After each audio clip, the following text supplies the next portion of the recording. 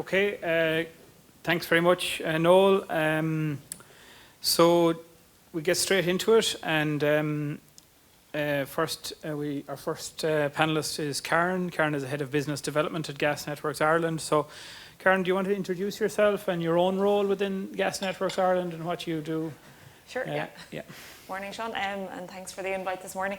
So I'm Head of Business Development in Gas Networks Ireland, and the team that works with me looks after a number of different kind of critical activities for GNI. So we're very much at the front end of the commercialisation of the decarbonisation strategy for the organisation. So it's trying to get biomethane to market, looking at the barriers, seeing where we can actually support the industry. We're also looking at district heat, we're supporting hydrogen, and we're also responsible for all of the connections onto our network. So I describe that as everybody from Mrs. Murphy up to the power gen. So we're looking at the full gambit, but I suppose, as David mentioned earlier, like our domestic heat load is actually quite a small proportion of our business is really around power gen, the large INCs. And I suppose just a bit of background, I've been in this role for just over 2 years. I've come from financial services, where I spent most of my career looking at project finance, infrastructure, funding, so very much in the weeds of a lot of the wind and solar and offshore projects that are being developed in Ireland, UK, and some stuff in the US as well. So I suppose my experience here today is in being like literally on the ground with developers, getting projects built, looking at issues and challenges, and seeing actually how that can be delivered. And I suppose that's where my USP in terms of this role is that I can actually, I suppose, see where the barriers are and see how we can actually develop this industry in a really positive way. Because we have there's a lot of developers ready to go, but I think it's been touched on earlier, we just don't have the last final ingredient, which is market certainty that those developers need. So so that's, I'm trying to bring a lot of that to this role in terms of trying to push and ask the questions and look at alternatives where we can actually support. Okay, and just obviously biomethane is a key pillar of your recently published roadmap to net zero. Yeah. This fits well with the title of our panel, actually, very well, and I know Siobhan will present specifically on that document later, but can you give us your perspectives on what you see as being required to mobilise this sector? Yeah, so I might just touch a little bit as well to give it a little bit of understanding as to why we're asking everybody else to do this and why maybe we're not doing some of the actions ourselves. So Gas Networks is the distribution and the transmission system operator here in Ireland, as you mentioned earlier, and we're a fully unbundled, regulated activity, which means we actually we're prohibited by law from producing, buying, selling gas. Anything that's not for our own immediate need, we're not allowed to do. So it would be really easy for us, and like we've just raised a 300 million bond there a couple of weeks ago, really easy for us to say, we'll just build a load of biomethane plants ourselves and we'll fill the network and it'll be green really quickly. And that's a really easy way of doing this, but we're not actually allowed to do that, right? So we transport the gas, we provide the bus, I suppose, for the molecules to get on board, and we bring that bus to the various customers that need it. So we're very much reliant on the supply of the fuels and the demand. So we're trying to support both sides of that equation. So on the supply side, to make sure that the barriers for developers are known, that we overcome as many as we can, we support. So we're doing things like our shrinkage program. We buy like a decent percentage of the gas volume that's actually used on the network for compression, for transport. And we're looking to buy some of that from biomethane. So we're saying, you know what, we need to actually step up here. We need to green our own use, but also we need to actually support the market and provide a proper route to market. So we're looking at a project that's called Pathways, and we're saying, look, actually, how do we get the network to net zero? How do we make sure that there's no more natural gas in the network, that it is all renewable fuels? So and Siobhan is the master modeler here, so I'm going to let her talk about this in more detail later. But we're really looking to see how do we maybe look, where's the transmission system going to go? That's typically power gens, large industrial customers, data centers, big users, right? So a lot of those customers will be quite suitable for hydrogen, and they will have the commercial wherewithal to potentially purchase that. And their distribution network, which is not just our domestic customers, it's SMEs, it's restaurants, it's other businesses, other manufacturing companies, transport. And what we're saying is that network will primarily be biomethane. So the biomethane will primarily flow through that distribution network. So we've done some modelling to see how that evolves between now and 2045 is when we anticipate. The big caveat is offshore wind has to happen. So these sectors are very much coupled. It's really important that that sector is supported, because without excess wind, we don't have any hydrogen. And, you know, we need, as David mentioned earlier, like gas is keeping the lights on. We need CO2 from Tom as well. So we do, but and like this is the point, like it's not a competitive situation, like, and this is where I really like the energy market. People do work together. All of the different options. It's not an either or, it's everything all at once as fast as we can go to get there. So on that point, we'll move on, and like G&I, the ESB have also their own strategy around Net Zero 2040 Pathways report. So John, you're very welcome to the panel today. Your role is obviously Dr. John Walsh, Emerging Technology as an R&D Manager with the ESB, and your responsibility is for leading the ESB's group strategy and the adoption and commercialisation of emerging energy technologies. So could you tell us about your own work, like Karen did, in the ESB, and how that interacts with bioenergy and our own panel discussion today? Yeah, great. Thanks very much. So, so we have a strategy to get to net zero before 2040. And that's across the full group. So that's our generation team, our networks, and all of our customer solutions. So there are three very different parts of the business. So with generation, obviously we need to get to renewables as quickly as we can and go as big as we can, as fast as we can. But then there's also a need to make sure we've got a reliable and resilient generation portfolio. So we also need to invest in things like batteries. We need to come up with solutions for when it's not windy and it's not sunny. Because, you know, we need to be, I guess, confident that when you turn on the light switch that there will be electricity there. So that's one kind of big challenge that we have. The second one then is on the grid or the network. I think Paddy touched off the grid in the southeast is probably okay today, but if we build out all the potential, we need to do a lot more upgrading. So we have plans to do that. We have a really ambitious plan to upgrade the grid over the next 20 years. And it needs to be big and it needs to be bold, and it is ambitious. And then probably the biggest challenge of all, though, is trying to move kind of broader society with us on this journey. So if we electrify or if we decarbonize electricity and everybody still uses diesel to drive around in their cars, well then, you know, that's, you know, it's nice that we've got zero carbon electricity, but we're still a high carbon society. So we need to bring people on that journey to decarbonize by electrifying heat, electrifying transport, and then using zero carbon fuels wherever we can. And we do see bioenergy as being a key core component of that zero carbon society that we need to move to. And you have quite a big figure in your report, a 16 terawatt hour figure overall. So maybe can you just expand a small bit on that in terms of what that would look like and what that is? Yeah, so look, it's an and, just to build on your point. This isn't an or discussion. I think we need to do, you know, we need to accelerate and deliver all of the potential sources of renewable energy we have on the island. So it's very much and.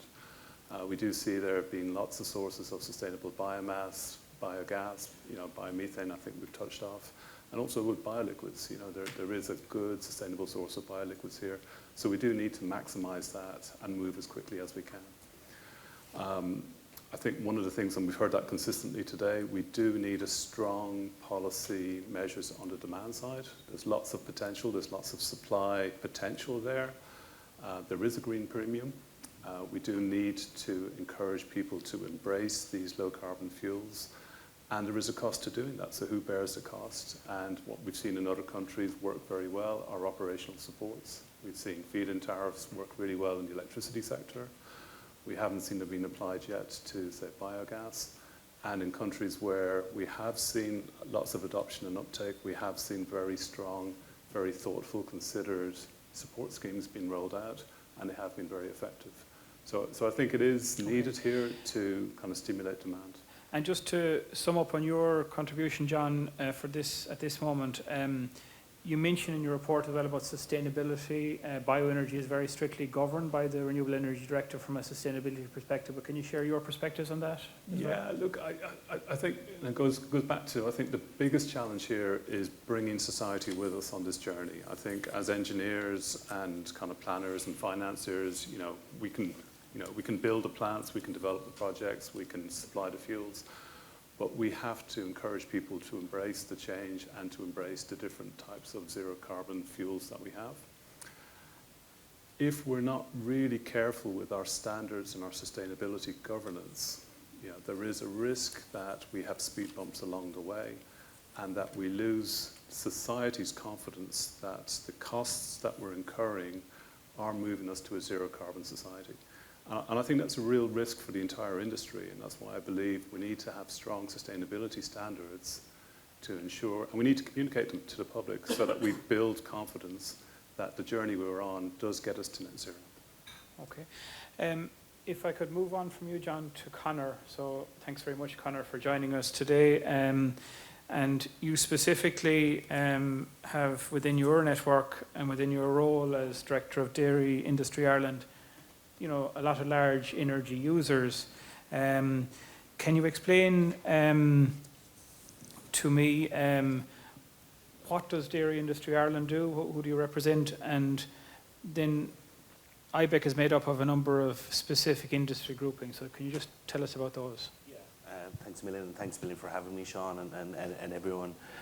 Basically, Dairy Industry Ireland is a trade association for dairy and specialised nutrition processing in the state.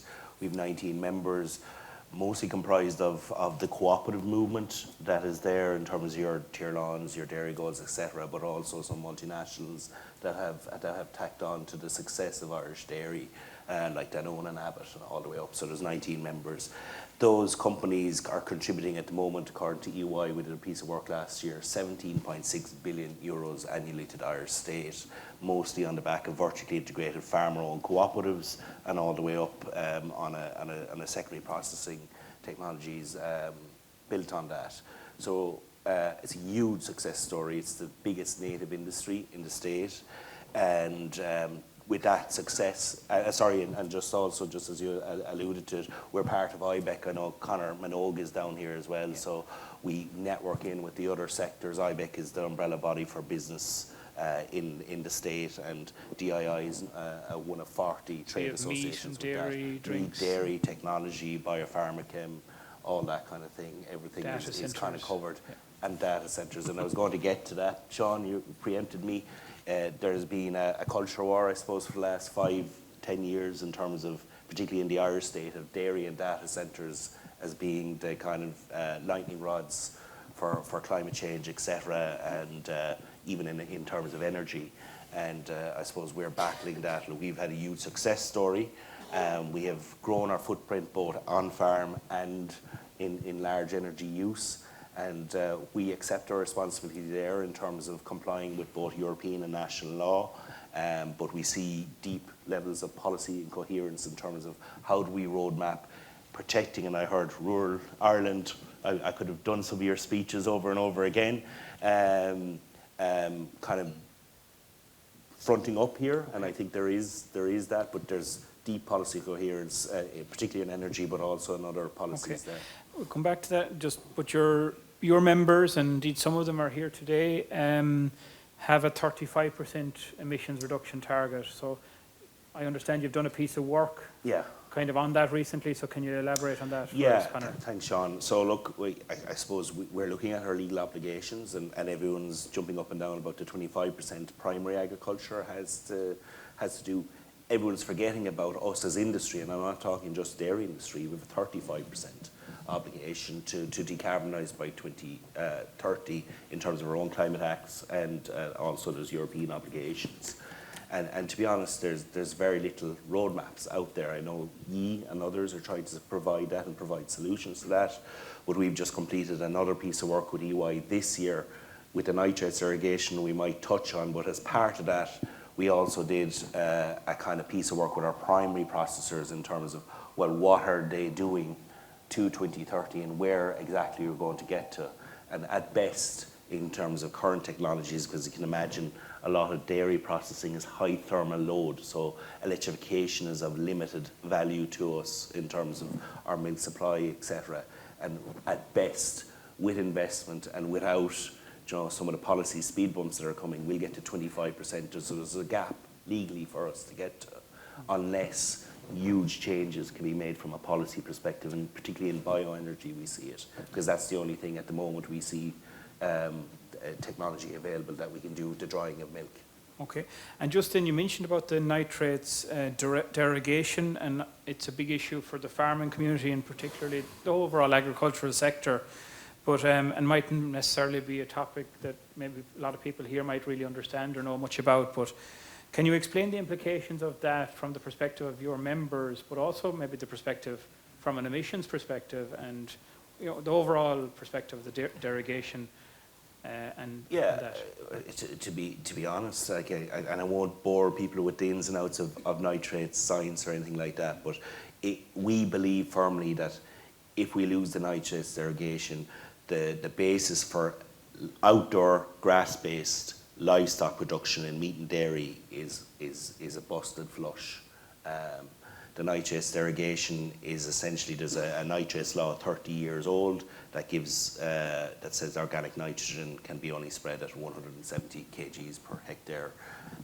That is basically made for European norms. We have a very different Atlantic climate, so we have a little bit extra because of our outdoor system, and that means we're allowed some extra stocking density.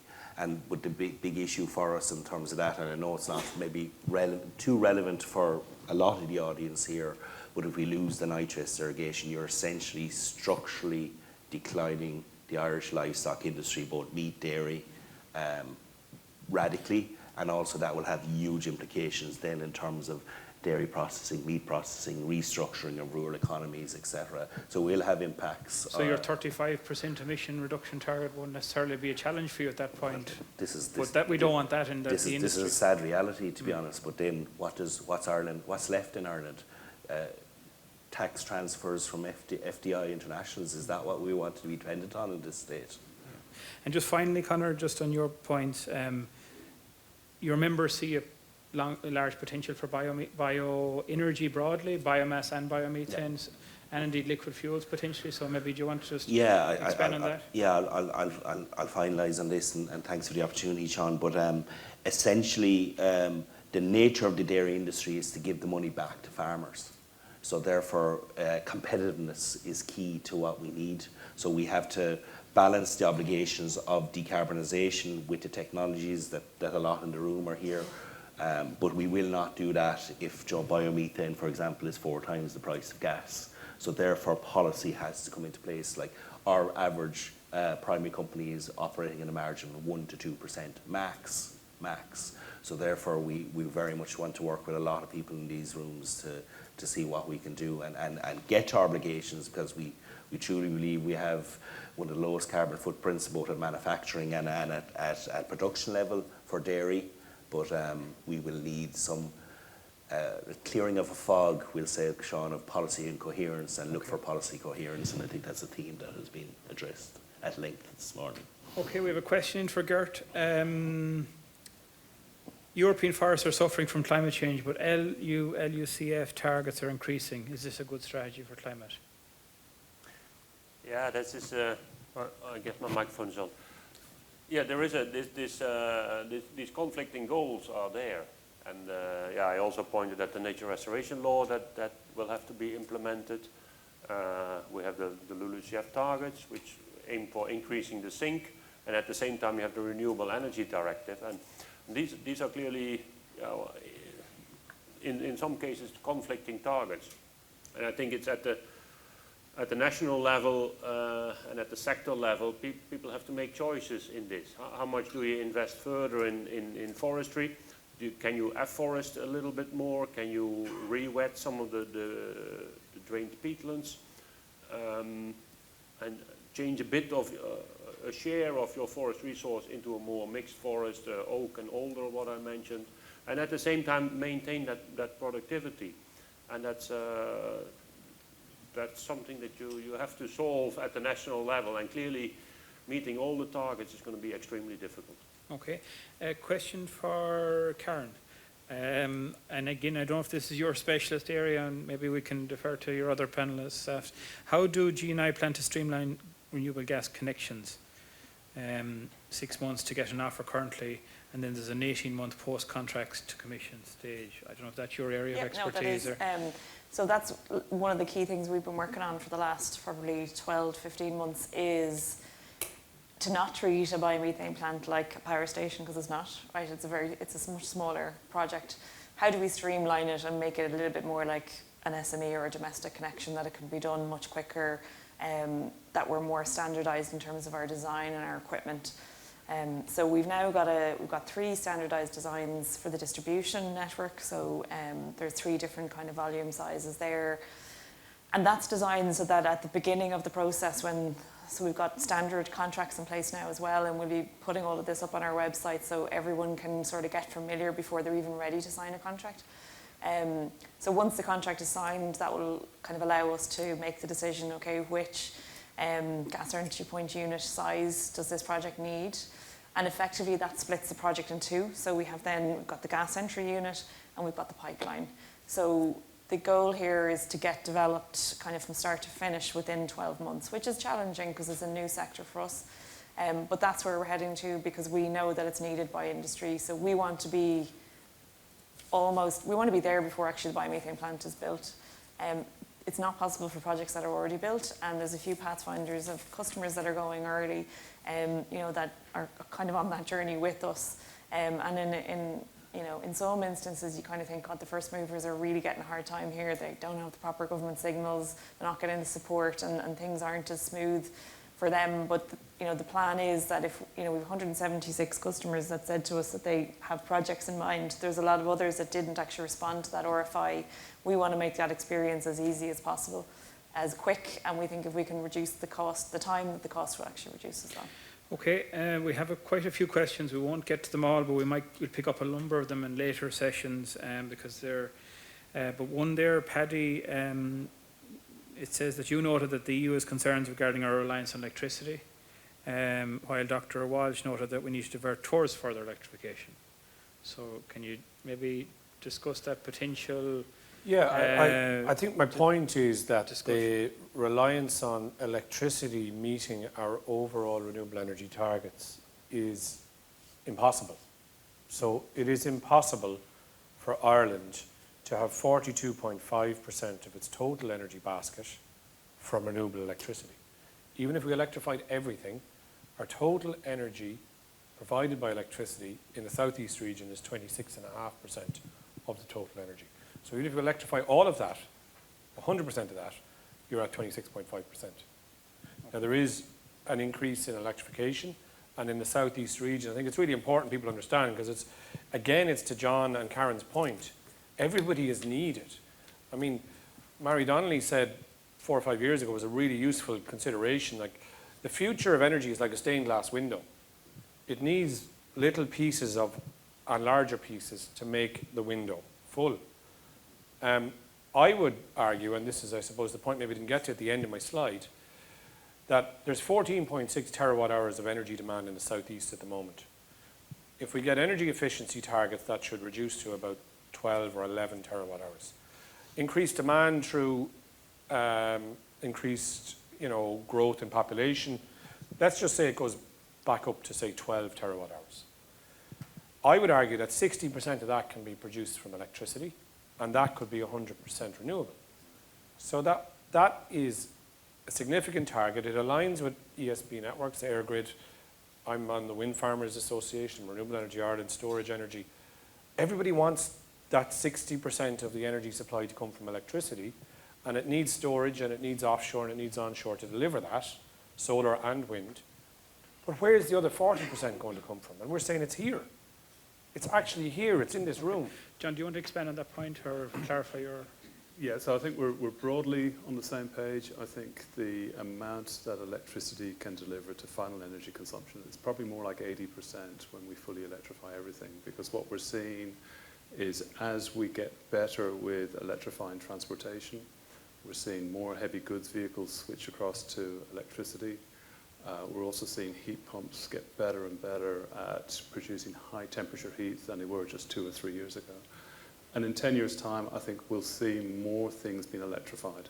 However, absolutely agree that there are some things which aren't appropriate to try and electrify, and I think that's the opportunity where we can take zero carbon energy fuels like biomethane, biomass, and it's how do we accelerate the development of those fuels now to get to net zero as quickly as we can. And it's absolutely, and we need to all move together. But do you not think that we're pushing companies into saying it's electrification, you put a plug on it and it's going to be great, and then they go and invest and they realise that operationally, the assets don't work the same way. So if you're talking HGVs, you've got to plug them in maybe for 12 hours to get to the level of charge. If the haulage industry doesn't have time to have a truck off the road for 12 hours, and I just think maybe we actually need to start being a little bit more honest about the solutions that work best. And we're very heavily involved in the bio-CNG space, and we're seeing a lot of customers move that direction, getting really good experience, a lot of mileage out of it, and it's a really good use. You won't be putting it in cars, but it's really suitable for those heavy goods vehicles that need to be on the road. So there's a role for everything, really, I suppose. But we're not being honest about it. I just think we're not. I think to simplify it, because the facts are the facts. If 80% of the southeast region's energy demand, which I've projected to be 12 terawatt hours in 2030, is to come from electricity, the existing infrastructure will burn. So we need to get the infrastructure investments. If we don't do that, we can't electrify it. So you can't put a plug on it. Yeah, so just to build on that point, that's what we're planning to do. So when we look at our strategy over the next 20 years, we're planning to electrify as much as we can, and that's absolutely, so if you go through our strategy documents, we're planning to build out the grid so it's ready for heavy electrification. So today, we have a grid that's fit for the energy use today. And as we build out the amount of renewables, the amount of onshore wind and offshore wind, we'll have the grid ready for that. And as we move society from using diesel and petrol to power our cars, to using electricity, and for people to heat their homes, moving off gas and heating oil onto electricity, we'll also have the grid ready for that. Now, there will be pinch points. It is, and I think we can all appreciate the challenge of building large projects in Ireland. Hopefully, the new planning reform bill will help with that. But this is an and discussion rather than an or discussion. I get that, but I just think we haven't costed out, infrastructure updates for electricity are going to be very, very significant. And this sector is the only one that doesn't have a proper support. No one's done the calculation to say, actually, how do we slice this a bit better? That's where I feel this sector has really, really missed out, that it hasn't been able to step up. And I'm not disputing what you guys need to do, but I don't think we've been fully called on here to say, do you know what, we can actually, gas is 30% of primary energy needs, oil is 50%, electricity is about 18%. So that's the context of the numbers that we're talking about here. So one of the things we've done to develop our net zero strategy is we've worked with the MARI team down in UCC, who are also doing the national planning modelling, to understand what is the most cost-effective way to move to a net zero energy system. And that was the basis of the development of our net zero strategy last year. So we spent a lot of time over the last 3 years working with the national modelling team to map that out and to understand what is that techno-economic analysis of moving in the most cost-effective way from the energy system we have today. I don't dispute any of that. Okay. We unfortunately would love to get into this in great detail, but we have to move on from the time. So Conor, Paddy, just a note on, and the minister has gone procurement, circular economy, cost-effective. If we go for the cheapest option, we're going to miss our targets. And how much is that going to cost us? Because we're not permitted under the new regime to statistically transfer as simply as we did in 2020. I don't know what the net cost of the state was for that transfer of 4.2% of our target that we missed. But we are facing at the moment, based on our modelling, and I agree, I want to see more electrified. I'm pushing IrBEA, I'm pushing ESB networks. Where is it in shaping Ireland's energy future? Where is the network? Are we doing a DC bootstrap? Are we interconnecting again to Europe? Where's electricity? Where's the gas extension down to Rosslare Port? Where's the gas extension down to Bellevue Port for the offshore to come in and produce hydrogen? We're saying this needs to happen. Okay. But if we're going to do it on a cost-optimal approach, we're going to have a mighty big fine. So the economics need to be done. What's the fine, and what if we invested now? Okay. Conor, while a lot of the questions we have can be covered at later sessions, and R&D covered some of the presentations later, there's two specifically for you. Is the dairy industry roadmap to 35% piggybacking on the agricultural's 25% reduction requirement through their Scope 3 emissions? No, totally separate. Okay. And Peter, as a comment, will the cattle move indoors if... Well, that's the danger. Like, this is what we try to say to the environmentalists. We're one of the last advanced non-industrial agri-economies left on the planet. And Okay. we have outdoors. And like, if you look at the Netherlands and Denmark, all their cattle have gone indoors. Is that what we want? Okay. Final question, and this is maybe a general comment, a question for you all to address. How do we build understanding and public trust in the development of renewable energy in Ireland? So who wants to take that one? It's from Peter. So maybe John or Karen or Paddy. I think the community policies are very strong.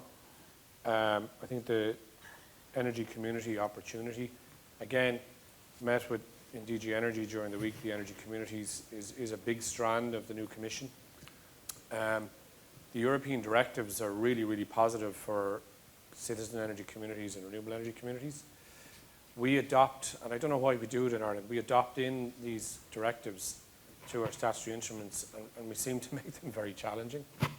So I do think if we enable communities under SRES and other programs like SSRH, we see a state aid cap of 1 megawatt. Talking about this in Europe during the week, it's not needed. We can go and we can argue and we can get that overturned very quickly. So maybe I'll call out to this association that we need to do a bit of a whip around and get the legals done. Because if we do it and we present it to government, I'm sure they want to get it solved, its resources. But fundamentally, if we can get communities engaged, and I've been at the forefront of this through my days in Templederry Wind Farm, and Callan is an example where they have biomass, they have a solar park, that the minister changed the community regulations from 49%, 51% to 100% community owned, just overnight. So if we ignore communities and we keep going past them, and we don't see, like the dairy industry has done, the people on the ground have to get a benefit.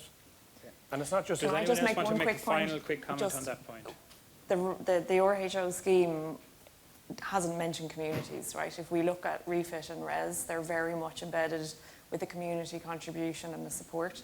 Not everybody wants to actually own a bit of the project and maybe doesn't have the funds to do it.